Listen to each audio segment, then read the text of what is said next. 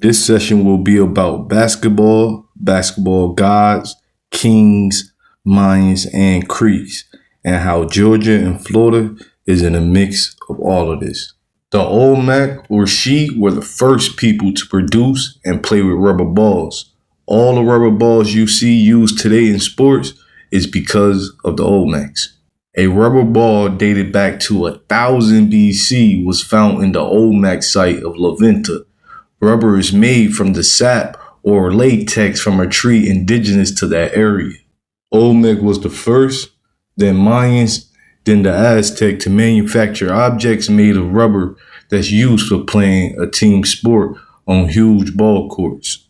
There was at least 16,000 balls in the Aztec Mendoza codices showing how valued they were. The Olmec invented the game basketball 3,000 years ago. So-called gods, which we know is only different representations of the one supreme creator, and kings, royalty, and basically every young man played basketball. The ancient nobility sponsored basketball games on feast days. The game was so important that huge stone basketball courts were built from Honduras to Arizona. Georgia too, which we gonna get into in a few. 600 courts were found in Mexico alone.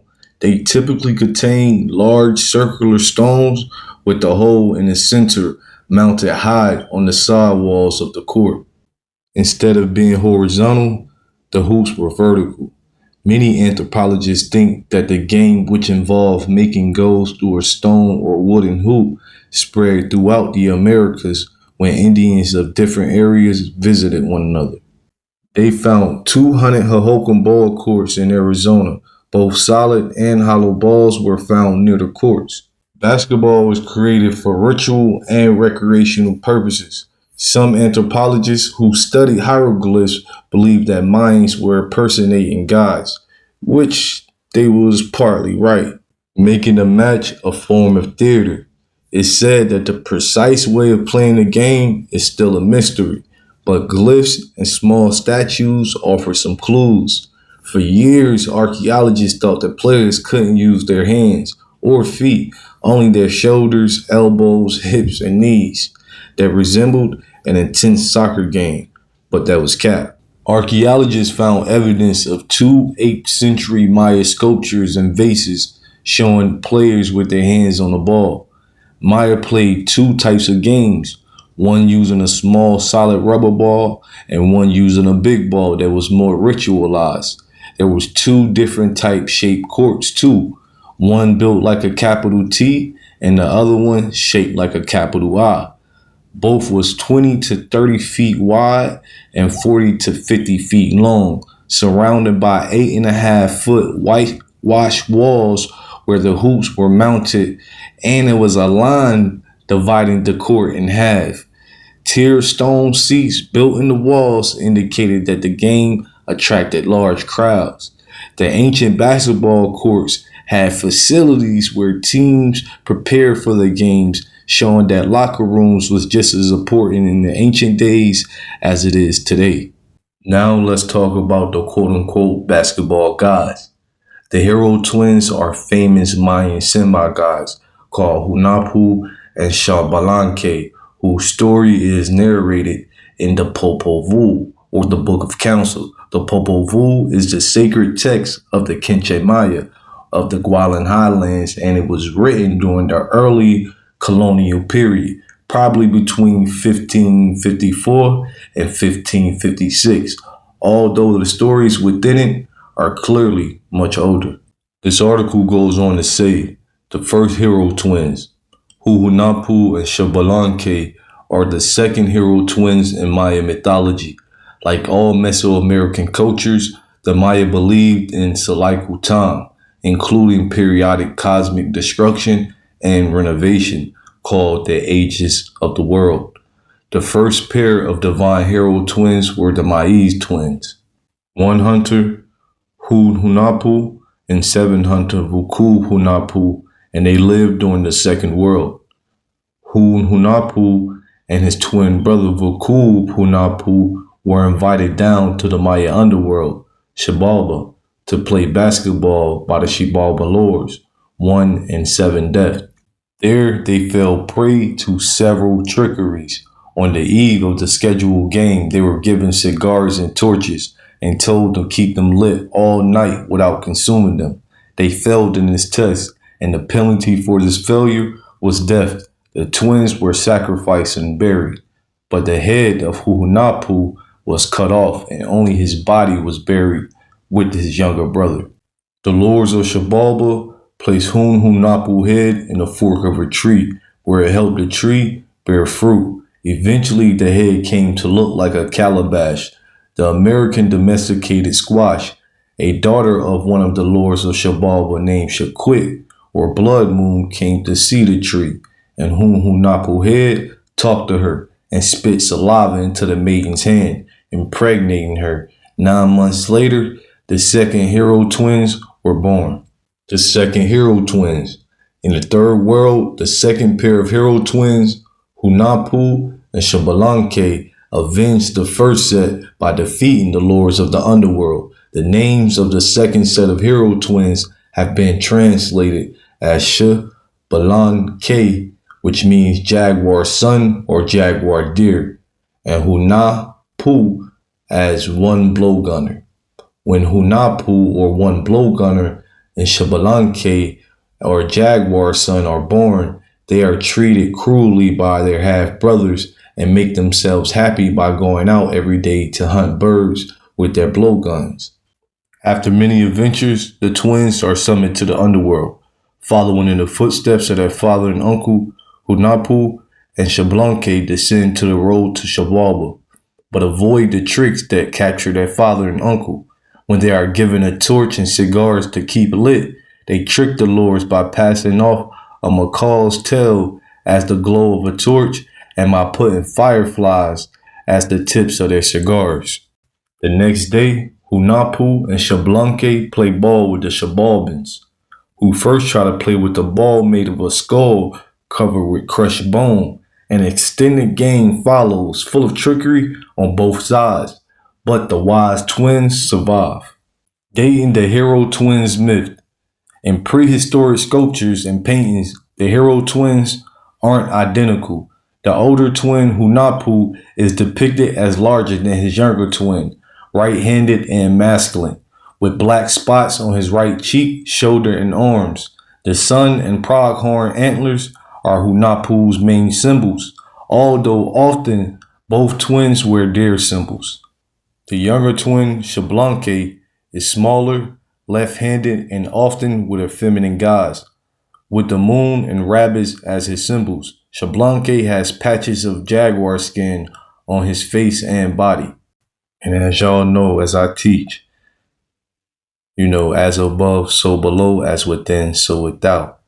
Above represents the male or masculine, and below represents femininity. And the jaguar represents femininity as well. So it's clear that Xbalanque, to me personally, is a woman, right? Or clearly represents femininity. And to reach divinity, we need a balance of both, masculine and feminine. Just like when a man and a woman comes together, that bond is divine, especially when a child is created, right? That's divine, above and below. Above representing the stars, rain, sun, etc., with below representing the moon, earth, agriculture, i.e. reproductivity, brain and heart, light and dark, order and chaos. The knowing of all of this creates knowledge, and knowledge is power. But let's continue. Oh yeah, when we use our knowledge of the earth and more and mixed it with our spirituality, we created alchemy. We'll get more into that on another session. But although the Popol Vuh dates back to the colonial period, the hero twins have been identified on painted vessels, monuments, and cave walls dating to the classic and pre-classic period as early as 1000 BCE. The names of the hero twins are also present in the Maya calendar as day signs. This further indicates the importance and antiquity of the myth of the hero twins, whose origin dates back to the earliest period of Mayan history. Hero twins in the Americas. In the Popol Vuh myth, before avenging the face of the first twins, the two brothers have to kill a bird demon called Vuka. This episode is apparently portrayed in a stela at the early site of Azapas in Chiapas. Here, a couple of young men are portrayed shooting a bird monster descending from a tree with their blowgun. This image is very similar to the one narrated in the Popol Vuh. In the closing of this article, it says, the myth of divine hero twins is known in most indigenous traditions. They are present in myths and tales both as legendary ancestors and heroes that need to overcome various trials. Death and rebirth are suggested by many of the hero twins appearing in the form of menfish. Many indigenous Mesoamericans believe that gods catch fish, human embryos floating in a mythical lake. The hero twin myth was part of a suite of ideas and artifacts that arrived in the American Southwest from the Gulf Coast beginning about 800 CE. Scholars have noted that the Maya hero twins myth appears in southwestern United States Membri's pottery about that time. Now that I'm done showing the basketball gods their story and how it all comes back to agriculture and astronomy, and ultimately the supreme creators, or Most High, which all of that and all of us are different expressions of them both, the masculine and feminine, who together is one. Now let's talk about an infamous Mayan king who also was one of the best basketball players ever. His name was Chak-Ak Pakku, better known as Red Turkey. Yeah, Red Turkey. See, Red Turkey was so good, they put him on ancient stone tablets. These tablets was found at an ancient city of La Corona in Guatemala. They said that city is an ancient lost city of the Mayans. It was first discovered in the 1960s and more in the 1990s. These tablets were so important that some people were trying to destroy them. Most of these sit at the Art Institute of Chicago. These tablets not only tells the life of Red Turkey, but holds a record of all those who came before him. It contains some missing Mayan calendars. Mayans had 3 main calendars they used. The ancient Mayan long count calendar, called the Baktun, is a period of 144,000 days, equivalent to 20 Katun cycles, and is represented as a number followed by the Baktun symbol. Here's a little more detail. The Maya long count calendar is a system for numbering days from a specific starting point used primarily for historical purposes. They say the word Baktun comes from the Maya words Bak, meaning 400, and Tun, meaning a year of 360 days. They used a series of units called Baktuns, Katuns, Tuns, Yuanals, and Kins. Kins equal days, and 20 kins equals 1 yuanal, which equals 1 month, and 18 yuanals equals 1 tun, which equals 1 year, or 360 days, and 20 tuns equals 1 katun, and 20 katuns equals 1 baktun, which is 144,000 days.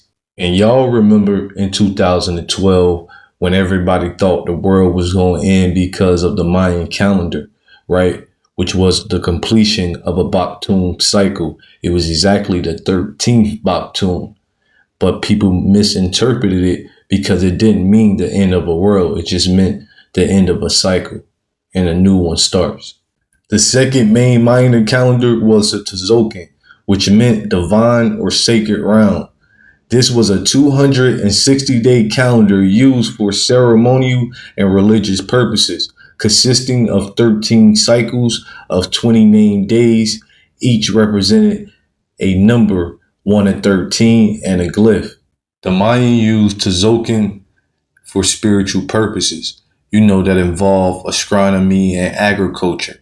But the Aztec who misinterpreted this and used it later, used it for, atrocious things like slaughtering people and sacrifices, among other things. And the third calendar is Ha'ab, which means civil or solar.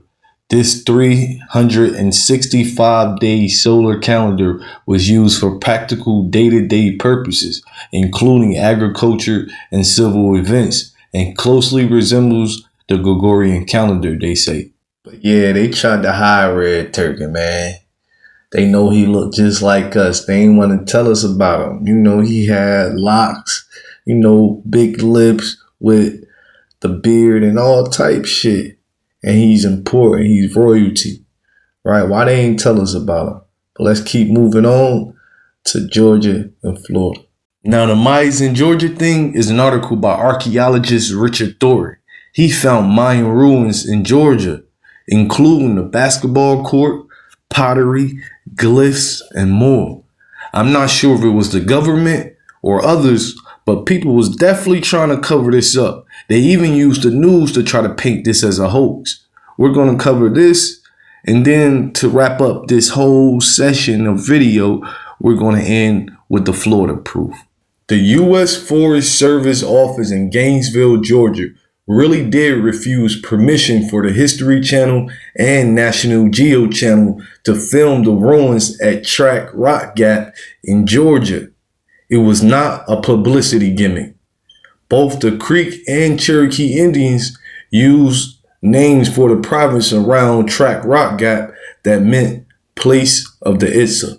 The discoveries of several remarkable stone architecture complexes in the Georgia mountains and Piedmont during the last 3 years are going to radically change the understanding of the Southeastern North America prior to 1700 AD. They are massive in scale. Several are half a mile to a mile in diameter. One in metropolitan Atlanta, which was destroyed by construction of a regional shopping mall and office park, was 2 miles long. Although known to the 16th and 17th century French and Spanish traders, the provinces of the Isate in the higher mountains and the Appalachia in the lower mountains and Piedmont flew over the radar of most of the 20th century anthropologists. Archaeologist Robert Wachape pondered over a few stone ruins in 1939. In 1951, Peabody Museum archaeologist Philip White revisited these sites and was likewise puzzled. Both Wachape and White inspected a 300 feet long U-shaped triple terrace ball court in the Georgia mountains and couldn't explain it. Their observations were subsequently forgotten by future generations of archaeologists. While the national media provided brief, superficial coverage of the Track Rock Terrace complex in 2012, there was a news blackout in Georgia. Discussion in Georgia of the spectacular Track Rock site, which covers a half square mile, had been squashed by invisible people with apparently infinite political influence. No journalist in the national media explained that there were several terrorist sites in Georgia. To the media, Track Rock was just a controversy to attract readers and viewers for a day or two. Family, I'm trying to stick to the meat of the article, so I am going to skip a couple paragraphs here and there. Eastern Creek youth were told vague stories that they were part Maya and spoke some Maya words. Many bands of refugees had supposedly come from the lands to the south in the past. Also, about 1,000 years ago, Sun Lords had led followers from the south to establish great new towns. Listen closely. It was only in recent years that I realized that the Creek word for Sun Lord was Hinahau, was virtually the same as the Maya word for Sun Lord, Hina Ahau. Maya Hina Ahaus were the siblings of the great suns, that's spelled S-U-N-S, or kings who sometimes journeyed to more primitive lands to start their own kingdoms. I don't know about all that. The second chief of the Muskogee Creek Nation has the title of Hinahau to this day. In another part of the article, he goes on to say, During the decades that followed, I continued with a self-taught education on Mesoamerican architecture, returning to Mexico several times. However, my professional activities mainly dealt with downtown revitalization and colonial/federal period historic preservation. I frequently worked with archaeologists, but not get involved with pre-European sites. I always assumed that archaeologists would eventually find proof of Creek traditions somewhere in Georgia's coastal plain, either on the Chattahoochee or Altamaha River. You see, Altamaha is the angelization of the Isamaya word, meaning place of the merchant lord. All right, that's the hijack on this part, right? He said in 2004, officials of the Muskogee Creek Nation in Oklahoma recruited me to carry out a series of research projects on pre-colonial period architecture and town planning practices of our ancestors. They wanted me to apply what I knew about Mesoamerica to the Southeast. Although I had lived near the Etowah Mounds for 5 years, it was a major learning process. Until that time, I had no clue that our ancestors had been so sophisticated in mathematics, surveying, and astronomy. Check this out, y'all. Later in the spring, I found a Sephardic Jewish inscription on a boulder at 5,400 feet up in the Smokies. It memorialized a wedding held on September 15, 1615. After that discovery, Roger began overpaying me a bit and urged me to do my own research into the 16th and 17th century Sephardic colonists in the southern Appalachians. While getting to know the Southern Highlands intimately, I was astounded to discover that most of the American Indian place names were either Creek or Isamaya, not Cherokee. Anthropology professors labeled them as ancient Cherokee words whose meanings have been lost. However, we Creeks knew that Creeks, not Cherokees, had inhabited western North Carolina and eastern Tennessee until the late 1600s. Yet, what were Maya words doing in the North Carolina and Tennessee mountains?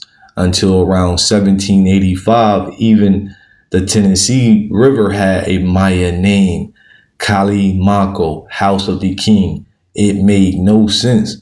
The Maya words should have been down in southern Georgia. And that's because the Mayans taught the real Egyptians, and the real Egyptians come from those areas. In another part, he says, Robert Wachape has studied a somewhat smaller stone architecture site on an ancient volcanic cone, 7 miles to the southwest, along the azimuth of the winter solstice sunset.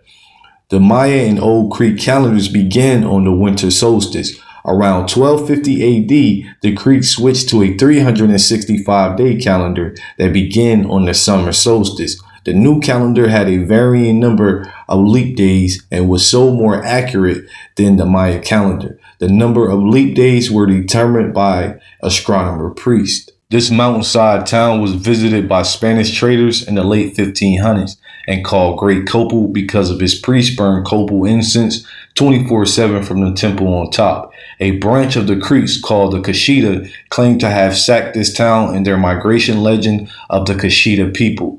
So whoever built this complex were not Muskogee speaking Creeks, but perhaps another ancestral branch of the Creeks. In 2000 and 2001, the U.S. Forest Service and Eastern Band of Cherokees funded brief archaeological surveys of both the petroglyphs at Track Rock Gap and the stone ruins on the slope opposite the petroglyphs. He wrote that weird. The 3 test pits which the archaeological dug at the terraces yielded radiocarbon dates going back to 1018 AD. Given that the archaeological zone covers a half square mile, older radiocarbon dates will probably be found in a comprehensive archaeological investigation. In this part, it was just saying how the pottery they found in Georgia is damn near the same as the pottery they found in the Maya territories. Let's read this part though. Several miles to the southeast of the Track Rock Terraces was the Nkuchi Valley. The Kennemer Mound is located there. Around 800 AD, newcomers sculpted a massive 5-sided mound overlooking the headwaters of the Chattahoochee. The mound is so large that most newcomers think that it is merely a large hill. The Kennemer Mound was a part of the Proto-Creek town of Isate, which means it's a people in Itsamaya. Also located in and around the town were hundreds of stone box graves in the 300 feet by 240 feet U-shaped ball court. Each of the three terraces for spectators rises about 8 feet.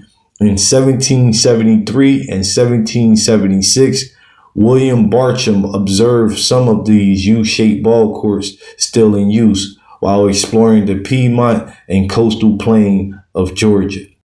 The Track Rock Terraces were clearly not a Sephardic Jewish settlement from the 1600s. A hybrid indigenous people with a substantial Itsamaya component had founded the town at Track Rock Gap. Neither the official author, Dr. Joannes Lubzer, nor the Cherokee bureaucrats seem to have known that the Track Rock had been within the boundaries of the Creek Confederacy until 1785. At that time, the United States government gave most of Alabama to the Creeks and a substantial portion of the Creeks' former lands in northwest and north central Georgia to the Cherokees. Track Rock had absolutely nothing to do with Cherokee history. The Cherokees were not even in the Southeast when it was built. There are several Mississippian period town sites with mounds in walking distance of the Track Rock Gap that contain pottery identical to that produced at Etowah Mounds. None of these sites or the stone architecture complex 7 miles away that was documented by Robert Wachape were discussed in the Track Rock Gap report. This was a serious omission that any competent reviewer at the USFS should have caught before the report was approved. Lubzer is respected internationally as an expert on South African rock art, but obviously knew nothing about the indigenous people of Georgia, the Creek Indians. He has interpreted the designs on the Track Rock petroglyphs as graffiti made by bored Cherokee hunters. So disrespectful. Even though most of the abstract designs on the boulders are endemic of the art of the Etowah Mounds, the other 4 abstract designs were Issa Maya glyphs, Hine, Makau, Ahau, and Kukulkan, meaning Great Sun Lord Quasikodo. In the report, Lubzer interpreted the agricultural terraces as the graves of thousands of Creek warriors killed when the Cherokees conquered all of northern Georgia in 1754. The currents were interpreted as the grave markers of great Cherokee chiefs. In his presentations made in 2012 and 2013, Lubzer changed his interpretation of 300 plus agricultural terraces to being ceremonial platforms built by the Cherokees for performing sacred dances. Stupid. He also began insisting that the site had no building ruins when in fact portions of the wall of rectangular and round buildings still stand. The section of the report written by New South Associates in Stone Mountain, GA, contained very valuable information on the field soil in the Singletary study, far more than the authors realized. Of course, the radiocarbon dating was vital for interpreting the site. Also noted in their report was the presence of potsherds and charcoal found throughout the soil. The forensic botanists did not realize their significance. This is a surefire indicator of biochar agriculture, which began in western Amazonia and then spread northward to the Itsamaya highlands. In the closing of the article, he goes on to tell you all about their smear campaign they initiated against him, how they try to discredit him in every single way, right? But another part that he put in this article is very, very, very important. It goes on to say, all of the efforts of mice and men came to nothing on the evening of December 21st, 2012. At the close of the premiere of American Unearthed, the Maya Georgia Connection, a scientist at the University of Minnesota announced that there was a 100% match between the Attapogite mined in Attapogus, Georgia, and the Maya blue stucco used in the Maya city of Palenque. Right? The Mayas had indeed come to Georgia many, many times over many centuries. Right? So he's basically saying I'm not sure if the Bonaparte murals is in Palenque, but he's basically saying that the blue stuff you see on the wall is the same blue stuff that's found in Georgia, where all the proof that the Mayans came to. What more do we have to say, Cal? Let's move on to Florida, though. We should make one thing very clear. Although linguistics and genetics reveal a multiple ethnic origin for such tribes as the Creeks, Yuchi, Soki, and Miccosukee, many centuries of mixing with American Indians have resulted into genetic profiles that most labs would label Mesoamerican. Not knowing the cultural histories of these peoples, they explain the non-American genes or non-American Indian genes to post-Columbian mixing. The vast majority of Mayans in Mexico did not call themselves by that name until they were told that was their name by the Spanish in the 1500s. Only one tribe living in the 1400s on the northern tip of the Yucatan and the southern tip of Florida called themselves the Maya or Lake people. The letter Y is used for the English I in Spanish. Maya has evolved into the modern Creek word for a lake or pond, Maya or Maya. And this article goes on to say, ironically, the Miccosukee don't even know the meaning of their own name. It is the mid-20th century mispronunciation of the Isamaya words Makasoki, which means king of the Soki. The Soki were one of the most advanced indigenous peoples living in North America. In Mexico, they are known as the Zoki or the Soki or the Soki. They were the progenitors of the so-called Olmec civilization, but also later participated in the Maya civilization. The ancestors of the Miccosukee were refugees from the Aztecs who migrated from Tabasco State, Mexico to northeastern Georgia. Their kingdom stretched from the broad river Sokihatchee near Irvington, GA, and northward to headwaters of Soki River on the slope of Chimney Mountain, an inactive volcano near Batesville, Georgia. The author John E. Lazelle in 1917 was a teacher at the Indian Town School near Palm Beach, Florida. He apparently became the first educated white man to be allowed to live among the Miccosukee Seminoles. He makes it very clear that the Miccosukee were a separate ethnic group than the majority of member tribal towns of the Creek Confederacy. All Aisati-speaking Seminoles or Seminoles at that time in Florida considered themselves to be Mayans and called themselves Mayas. The other members of the Creek Confederacies were described as descendants of earlier Mesoamerican bands who immigrated to the southeast from southern Mexico, then mixed in with various quote-unquote savage tribes. It is highly unlikely that the Miccosukee migrated to the southeast in response to Spanish oppression in Mexico as stated by Lazelle. Far more likely is that they immigrated out of Mexico because of the bloodthirsty attacks of invaders from central Mexico or the wild Chichimeca from northern Mexico. When the Spanish first explored the Florida Peninsula in the 1500s, two tribes occupied the region from the Everglades southward. They were the Maya in the southeast sections, whose capital was Miami, how Miami got their name, and the Calusa in the southwest section, whose capital was called Calusa.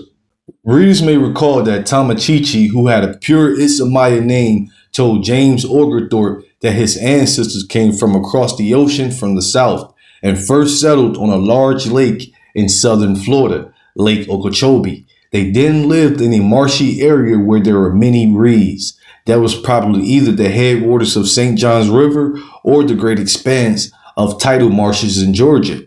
They then lived at the mouth of the Savannah River before moving inland to the Emoji River. However, a much larger population of Isamayas lived in the Georgia and North Carolina mountains. They undoubtedly came up the Chattahoochee River because their capital was in the Nacoochee Valley, which the headwaters of the Chattahoochee River, which was the headwaters of the Chattahoochee River. The original Creek migration legend settles once and for all who the Florida Calusa were. It calls the Upper Tennessee River, where the Upper Creeks concentrated, the Caloosahatchee River or the Calusa River. The Florida Calusa were originally a band of the same people who migrated from the Orizaba volcano to the Upper Tennessee River.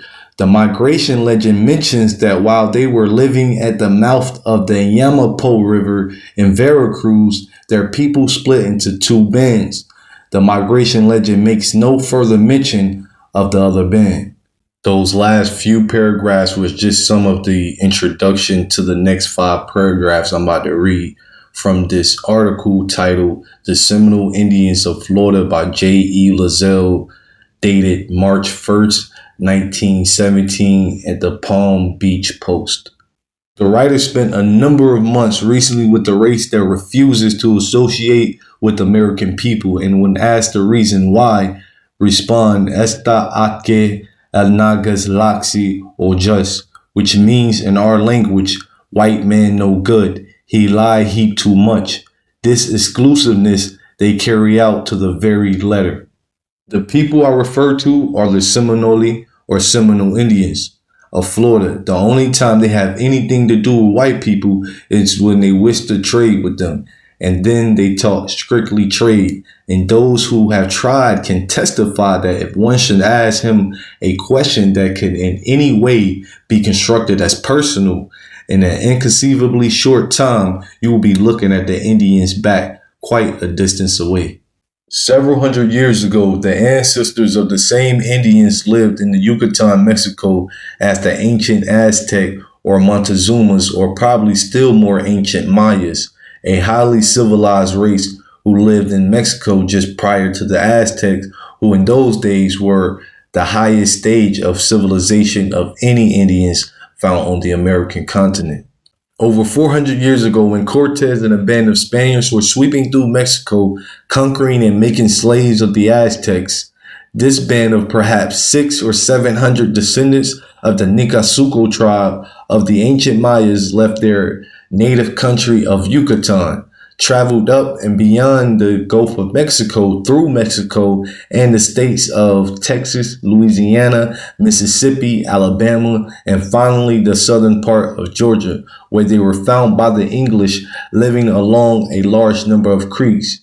Hence, they were called Creek Indians. They had attached themselves to the other earlier descendants of the ancient Mayas and had a large number of savage Indians that came through in their wanderings.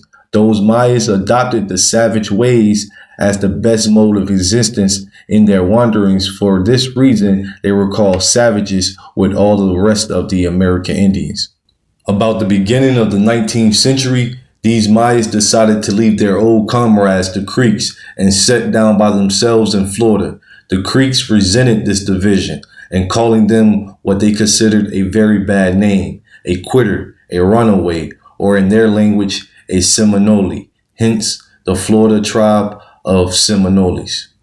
Oh yeah, the Crystal River site on the Gulf Coast of Florida has artifacts, architecture, has rectangular flat top pyramids associated with plazas, the first of their kind really in the Southeast, to carved stone stelae like those of the Mayans.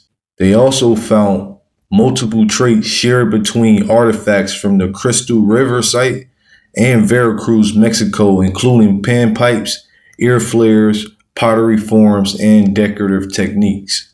Archaeologist Clarence B. Moore noted in his 1903 paper, Mound near the Shell Heap, Crystal River, Citrus County, that a design on the bottom of the vessel featured a cross-shaped symbol with 4 circles, each within one of the 4 quadrants of the cross. Among the Maya, this exact symbol can be found and is interpreted as the Lamach glyph. Scholar Susan Melbrath, in her book Star Gods of the Maya, notes it has a cruciform design surrounded by 4 donut-like circles.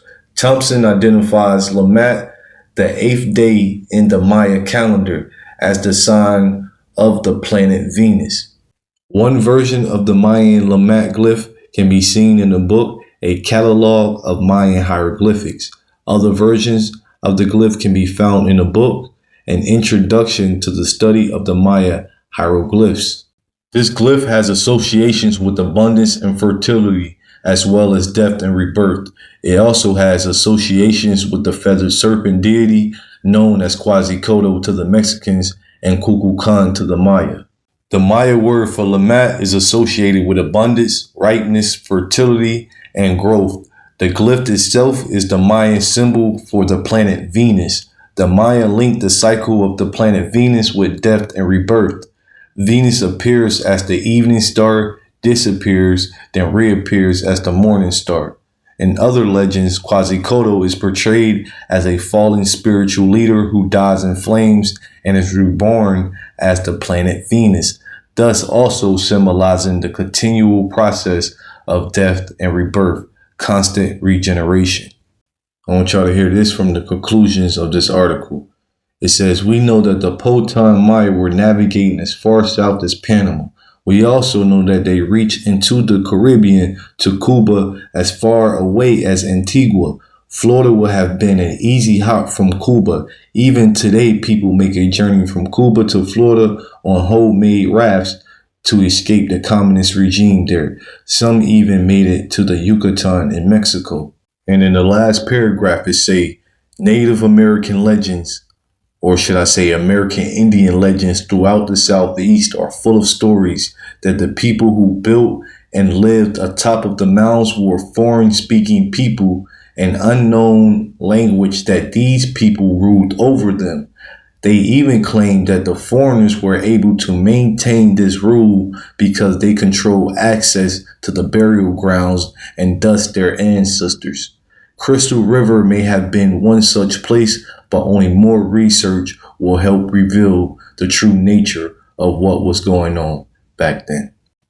Take a look at these folk, right? Take a look at these people. Now they say these are Mayan servants left in Cuba from 1847 to 1848, right? These are Mayans, Mayan Indians. I'm not going to read this article, but when you read it, that's what it tells you, right?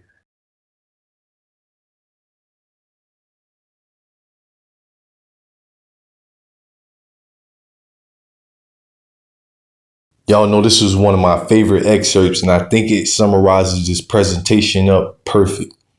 It says Atlanta history begins in 1821 when the Creek Indians were supposedly forced off their land. During that year in what is now called Metro Atlanta. In the book, Early History of the Creek Indians by John Swatton, the Southeastern tribes were described as the color of the inhabitants is dark brown. They preserve traditions of great antiquity in rhymes and chants. Dancing and physical exercises are held in honor, and they are passionately fond of ball games in which they exhibit the greatest skill. Take a look at these images. Every image that you're going to see is Mayans. It's a lot of them. Enjoy.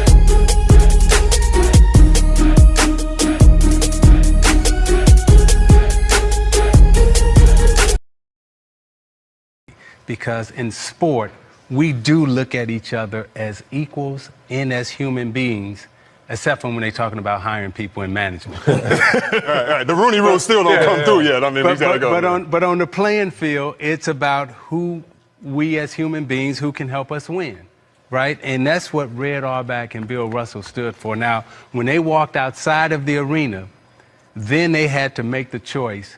Do they accept the construct, again, of race? And if you accept the construct of race, then on top of that, you are allowed to have racism when you accept the construct of race. But if we all are human beings, then we can't have racism or racist. You know, when we look at, so I'm like you guys, I celebrate American history, which is our history, every month out the year. And I hope that for parents and kids that go home, now we have the internet, now we have tools at our hand. And no, you aren't being taught Black American history in schools, but now we can still go out and find that history. It's not like when we grew up and maybe it was buried someplace in the encyclopedia. All you got to do is go type in some words and you can get it right now and understand where you've come from and how special you are. Can I just end with this one thing? These four brothers sitting here, we didn't all come from Africa. And there was a country before 1492. And our history goes way beyond 1492. So you can't start us at 1492. We were always here. We were always here. We were always here. Smoking Sessions with Chief Pressure.